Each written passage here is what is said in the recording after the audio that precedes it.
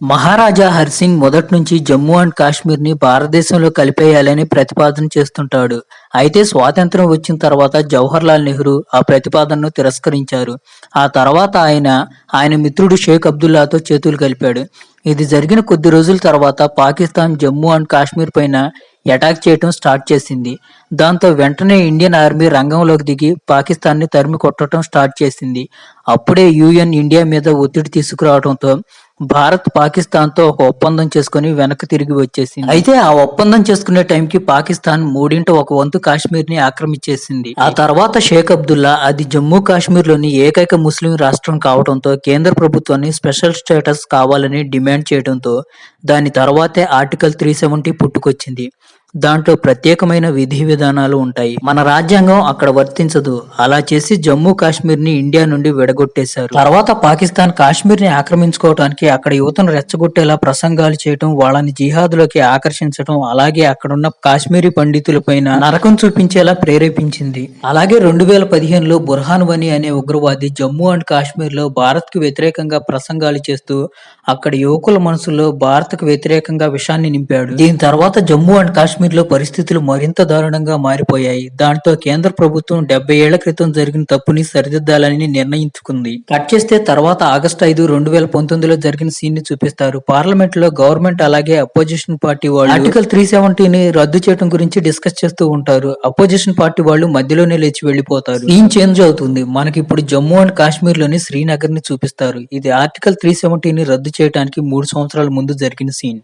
ఇప్పుడు మనకి జూనీ అఖ్తర్ అనే అమ్మాయిని చూపిస్తారు. జూనీ అఖ్తర్ ఒక ఇంటెలిజెన్స్ ఆఫీసర్. జూనీ అఖ్తర్ ఇప్పుడు బుర్కా వేసుకుని ఎవరో సాబియా అనే అమ్మాయికి పెడిక్యూర్ చేయడానికి వెళుతుంది. జూనీ అఖ్తర్ సాబియాకి పెడిక్యూర్ చేయడం కంప్లీట్ చేసిన తర్వాత నెయిల్ పెయింటింగ్ ని చూపిస్తూ ఉంటుంది. అలా స్క్రోల్ చేస్తున్న సాబియాకి కొంతమంది అమ్మాయి అబ్బాయిలతో కలిసి నుంచున్న బుర్హాన్ వనీ ఫోటో కనిపిస్తుంది. ఇక్కడ మనకు అర్థమయ్యే ఇంకో విషయం ఏంటంటే సాబియా ఎవరో కాదు, బుర్హాన్ వనీ గర్ల్ ఫ్రెండ్. సాబియా కోపంగా జూనీని అక్కడ నుండి వెళ్లిపోమని అరుస్తుంది. అప్పుడు జూనీ సాబియాతో బుర్హాన్ వనీ అనేవాడు ఒక టెర్రరిస్ట్ అని, వాడు ఇంతకు ముందు ఇలాగే ప్రేమ పేరుతో 4 అమ్మాయిలను మోసం చేసి చంపేశాడని, వాళ్ళలాగే నిన్ను కూడా చంపేస్తాడని, అందువల్ల వాడి గురించి నీకేమైనా తెలిస్తే డీటెయిల్స్ చెప్పమని, లేకపోతే పోలీసులు వచ్చి ఇక్కడ నుంచి నిన్ను అరెస్ట్ చేసి తీసుకువెళ్తారని చెప్తుంది. జూనీ అలా భయపెట్టడంతో భయపడిపోయిన సాబియా బుర్హాన్ వనీ ఎప్పుడు వస్తాడు, ఎప్పుడు వెళ్తాడనే డీటెయిల్స్ లాంటివన్నీ చెప్పేస్తుంది. తర్వాత జూనీ వాళ్ళ ఖవర్ అలీ సార్ కి ఫోన్ చేసి బుర్హాన్ వనీ గురించి డీటెయిల్స్ అన్ని తెలిసాయని చెప్తుంది. ఖవర్ అలీ జూనీని తొందరపడి ఏ నిర్ణయం తీసుకోవద్దని, ఎందుకంటే ఇది నాకు ట్రాప్ లాగా అనిపిస్తుందని చెప్తాడు. తర్వాత జూనీ యష్ చౌహాన్ కి ఫోన్ చేస్తుంది. యష్ చౌహాన్ ఒక సిఆర్పిఎఫ్ ఆఫీసర్. యష్ చౌహాన్ కలిసిన తర్వాత జూనీ బుర్హాన్ వనీ లొకేషన్ అలాగే డీటెయిల్స్ అన్ని చెప్పి చాలా కష్టపడిన తర్వాత నాకు బుర్హాన్ వనీని పట్టుకునే అవకాశం దొరికిందని, ఎట్టి పరిస్థితుల్లోనూ ఈ అవకాశాన్ని వదులుకోవటానికి సిద్ధంగా లేను, ఎలాగైనా బుర్హాన్ వనీని పట్టుకొని తీరాలని జూనీ యష్ చౌహాన్ తో చెప్తుంది. తర్వాత యష్ జూనీని ఖవర్ సార్ పర్మిషన్ అది జూనీ దగ్గర లేదు. అయినా కానీ యష్ జూనీతో కలిసి బుర్హాన్ వనీని పట్టుకోవడానికి సిద్ధపడతాడు. రాత్రి అవగానే జూనీ, యష్ చౌహాన్ మిగతా టీం మెంబర్స్ అంతా కలిసి బుర్హాన్ వనీని పట్టుకోవడానికి ఆ లొకేషన్ కి వెళ్తారు. తీరా అక్కడికి వెళ్లి చూస్తే వాళ్ళకి బుర్హాన్ వనీ ఎక్కడా కనిపించడు. అప్పుడే జూనీకి చీకట్లో ఎవరో పారిపోతున్నట్టుగా అనిపించడంతో అటువైపుగా ఫైరింగ్ స్టార్ట్ చేస్తుంది. వాళ్ళు కూడా వీళ్ళపైన ఫైరింగ్ స్టార్ట్ చేస్తారు. దాంతో పెద్ద ఫైరింగ్ జరుగుతుంది.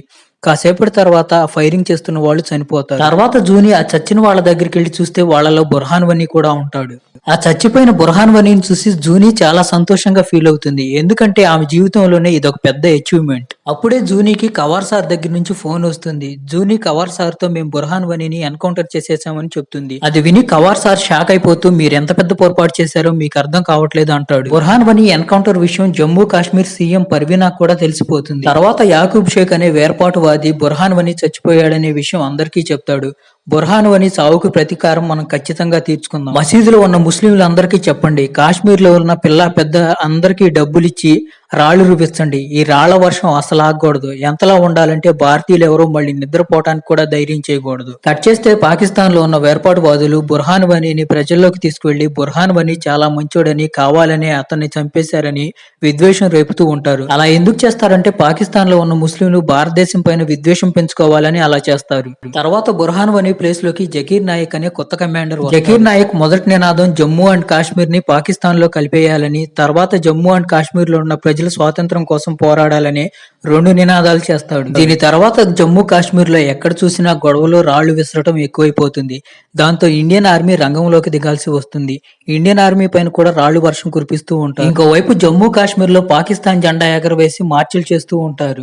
ఇలా చాలా కాలం జరుగుతుంది. తర్వాత జూనీని ఇంటెలిజెన్స్ ఆఫీసర్స్ పిలుస్తారు. కవార్ సార్ ఆర్డర్స్ నువ్వెందుకు ఫాలో అవ్వలేదని చాలా క్వశ్చన్లు అడుగుతారు. కాశ్మీర్ లో ఉగ్రవాదుల కార్యకలాపాలు పెరిగిపోవడానికి కారణం జూనీనే అంటారు. ఎందుకంటే జూనీ బుర్హాన్ వనీని ఎన్కౌంటర్ చేసిన తర్వాతే కాశ్మీర్ లో అల్లర్లు ఎక్కువయ్యాయి. తర్వాత ఖవార్ సార్ జూనీని ఢిల్లీ ట్రాన్స్ఫర్ చేస్తాడు. ఎందుకంటే రెండోసారి ఇలాంటి పని చేయకుండా ఉంటుంది. ఇది తెలిసి జూనీ చాలా బాధపడుతుంది. తర్వాత ఢిల్లీకి బయలుదేరుతుంది. కట్ చేస్తే 2017 జనవరి 21వ తేదీన ఢిల్లీలోని రాజేశ్వరి స్వామినాథన్ అనే జాయింట్ సెక్రటరీని చూసి రాజేశ్వరి పిఎం ఆఫీస్ కి వెళ్తున్నప్పుడు బృందా అనే న్యూస్ రిపోర్టర్ జమ్మూ కాశ్మీర్ లో జరుగుతున్న గొడవల గురించి ఒక ప్రశ్న అడుగుతుంది. అయితే రాజేశ్వరి ఆమెకి సరైన సమాధానం చెప్పకుండా అక్కడి నుండి వెళ్లిపోతుంది. తర్వాత యశ్ చౌహాన్ జూనీకి ఫోన్ చేసి మాట్లాడుతూ ఉంటాడు. ఇప్పుడే మనకు తెలిసే ఒక విషయం ఏంటంటే మినిస్టర్ గారి సెక్యూరిటీ చూసుకోవడానికి నియమించారు. యశ్ చౌహాన్ జూనీతో మాట్లాడుతూ కొంచెం ఓపిక పట్టు, అంతా సర్దుకుంటాయి. నాకెందుకో బలంగా అనిపిస్తుంది నువ్వు తిరిగి మళ్ళీ జమ్మూ కాశ్మీర్ కి డ్యూటీకి వస్తావని అని చెప్తాడు. ఇంకోవైపు రాజేశ్వరి గారు జమ్మూ కాశ్మీర్ ఫార్మర్ గవర్నర్ జగన్మోహన్ పాటిల్ గారితో మాట్లాడుతూ ఉంటారు. ఇక్కడ మనకు తెలిసే విషయం ఏంటంటే పాటిల్ గారు చాలా సార్లు ఆర్టికల్ 370ని రద్దు చేయడానికి ట్రై చేశారు, కానీ వీలవలేదు.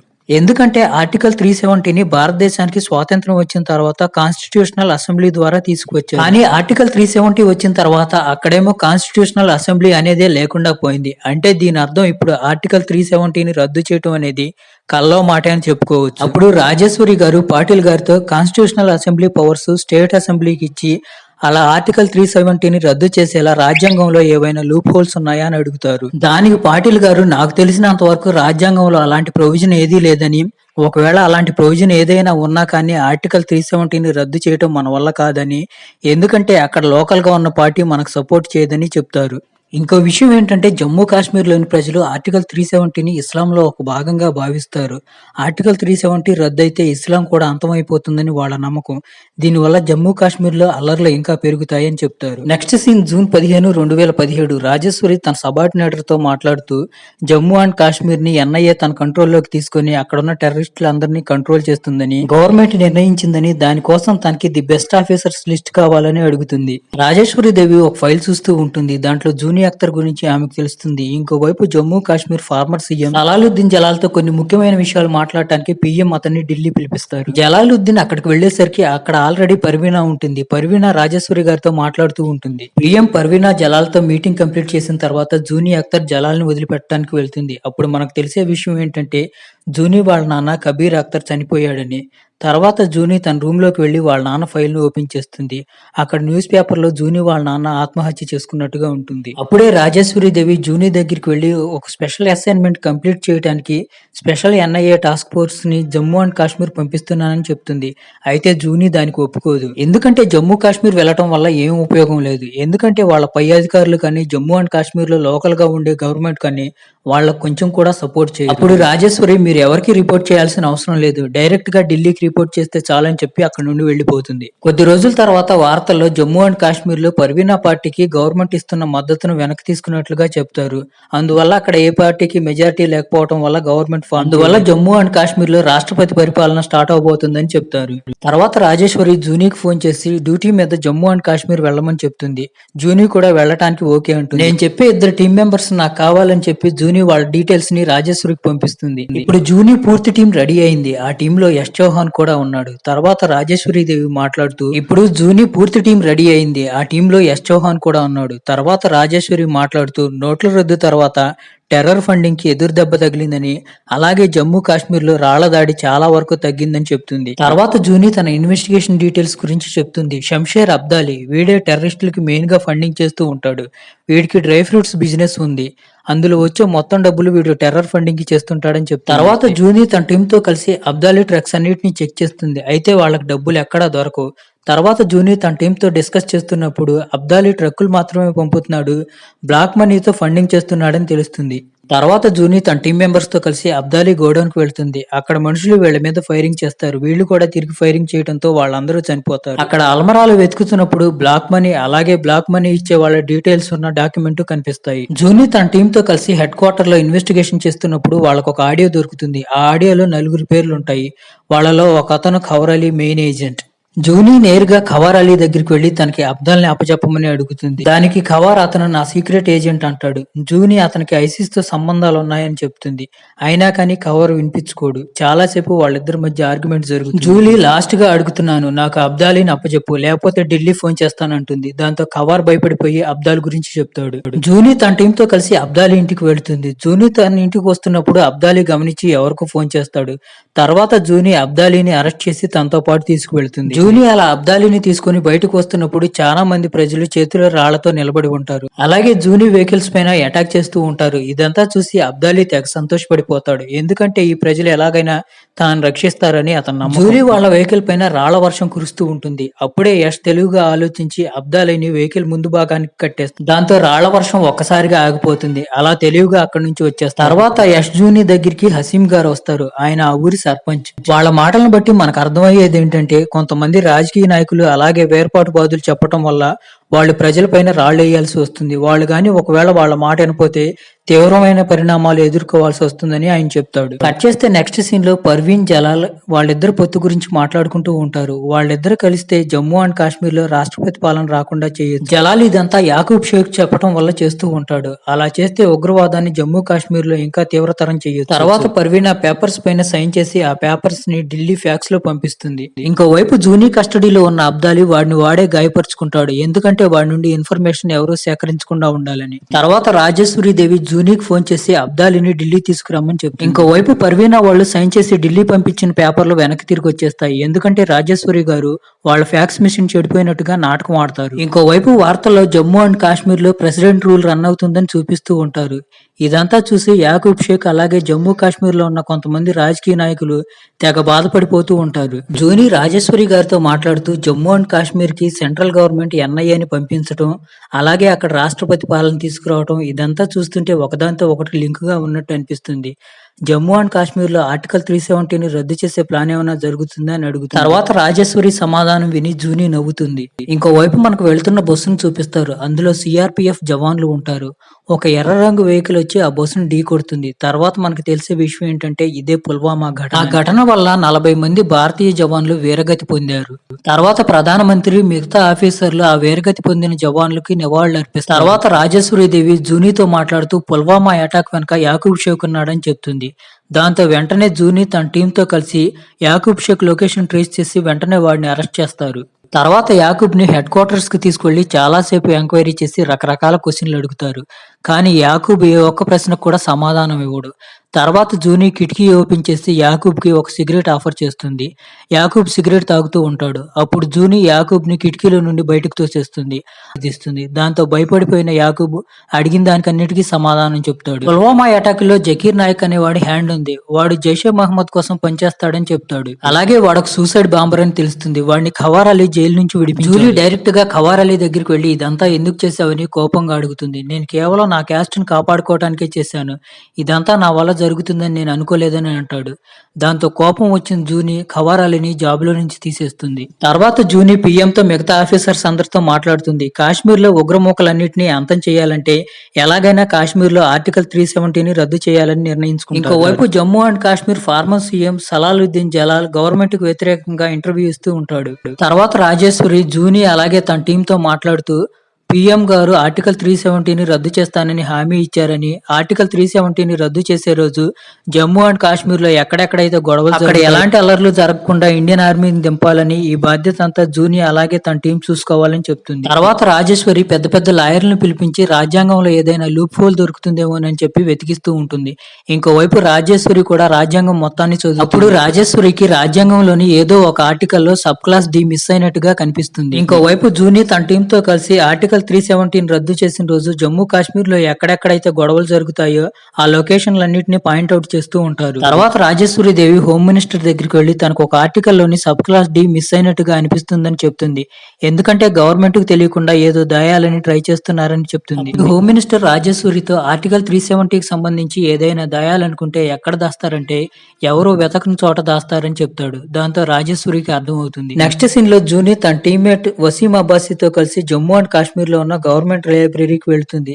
సబ్ క్లాస్ డి గురించి ఏమైనా తెలుస్తుందేమోనని. అక్కడికి వెళ్లేటప్పుడు వాళ్ళు వాళ్ళ ఐడెంటిటీని మార్చుకుంటారు. ఎందుకంటే అక్కడ ఉన్న వాళ్ళెవరు వాళ్ళని గుర్తుపట్టకుండా. జూని సైలెంట్ గా వెళ్లి కాన్స్టిట్యూషన్ లో ఉన్న పాత పేపర్లు చదువుతూ ఉంటుంది. అప్పుడు జూనికి సబ్ క్లాస్ డి దొరుకుతుంది. ఇంకోవైపు జకీర్ నాయక్ కి జూని గురించి తెలిసిపోతుంది. తన మనుషుల్ని జూని పైన అటాక్ చేయమని పంపిస్తాడు. ఇంకోవైపు జూని వసీం అబ్బాసీ సబ్ క్లాస్ డి పేపర్స్ తీసుకుని లైబ్రరీ నుంచి బయటకు వస్తూ ఉంటారు. అప్పుడే గూండాలు వచ్చి వసీం జూని పైన ఫైరింగ్ స్టార్ట్ చేస్తారు. జూని కూడా ఫైరింగ్ స్టార్ట్. ఆ ఫైరింగ్ లో గూండాలు జూని వెహికల్ ని ధ్వంసం చేసి అక్కడ నుండి వెళ్లిపోతారు. ఆ పేపర్లు ఎలాగోలా రాజేశ్వరి దగ్గరికి చేరుకుంటాయి. రాజేశ్వరి పిఎం గారితో మీటింగ్ ఏర్పాటు చేసినప్పుడు ఆ పేపర్లు చదువుతున్న వాళ్ళకి అర్థమయ్యేది ఏంటంటే సబ్ క్లాస్ డిని ఎవరో కావాలని రాజ్యాంగంలో నుంచి తీసేశారు. ఎందుకంటే జమ్మూ కాశ్మీర్ ఎప్పటికీ ఇండియాలో అంతర్భాగం కాకుండా చేయాలనేది వాళ్ళ కుట్ర. అప్పుడే పిఎం కి ఆర్టికల్ 367 గురించి తెలుస్తుంది. ఆర్టికల్ 367 లో ఉన్న పవర్స్ ను ఉపయోగించుకుని పిఎం ఆర్టికల్ 317 రద్దు చేయొచ్చు. ఇంకోవైపు రిపోర్టర్ బృందాకు కూడా గవర్నమెంట్ ఏదో కొత్త బిల్లు ప్రవేశపెట్టబోతుందని, దానివల్ల లా అండ్ ఆర్డర్ లో కొన్ని ప్రాబ్లమ్స్ వస్తాయని తెలుస్తుంది. తర్వాత ఖవార్ అలీ పాకిస్తాన్ కి ఏదో ముఖ్యమైన ఇన్ఫర్మేషన్ ని పాస్ చేస్తాడు. ఇక్కడ మనకు తెలిసే విషయం ఏంటంటే ఖవార్ అలీ పాకిస్తాన్ కోసం పనిచేస్తున్నాడని. తర్వాత ఇండియన్ ఆర్మీ జమ్మూ కాశ్మీర్ మొత్తాన్ని తమ కంట్రోల్లోకి తీసుకుంది. అక్కడ నెట్ కనెక్షన్ కూడా కట్ చేసి, అలా చేయడం వల్ల టెర్రరిస్ట్ యాక్టివిటీస్ ని చాలా వరకు కంట్రోల్ చేయొచ్చు. అలాగే జమ్మూ అండ్ కాశ్మీర్ లో గొడవలు సృష్టించే నేతలందరినీ ముందుగానే హౌస్ అరెస్ట్ చేశారు.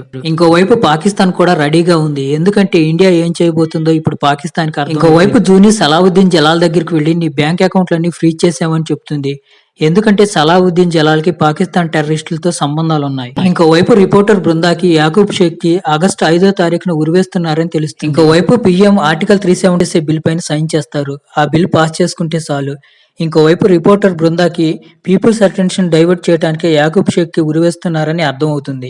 దాంతో బృందా వచ్చి ఆర్టికల్ 370 గురించి తన న్యూస్ ఛానల్లో మాట్లాడబోతుంది. కానీ అప్పుడే తన నెట్వర్క్ పనిచేయదు. అలా రాజేశ్వరి చేయిస్తుంది. ఎందుకంటే ఆర్టికల్ 370 విషయం ఎవరికీ తెలియకూడదని. ఇంకోవైపు ఆగస్టు 5, 2019 రానే వచ్చింది. మంత్రి ఆ బిల్లును తీసుకుని అసెంబ్లీకి చేరుకున్నాడు.